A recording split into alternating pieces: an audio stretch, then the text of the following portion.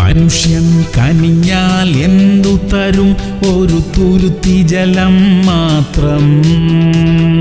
ദൈവം തുറന്നാൽ ഉറവയത്രേ, ഇന്നും വറ്റാത്ത ഉറവയത്രേ.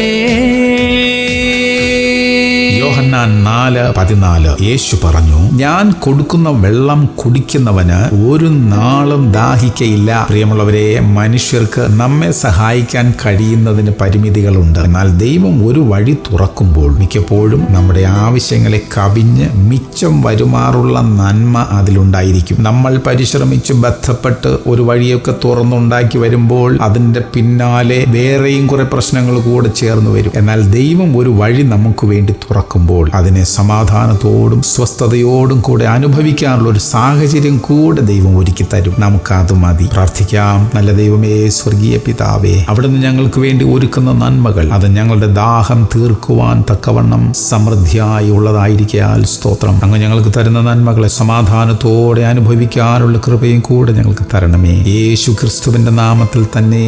ആമേൻ, ആമേൻ, ആമേൻ.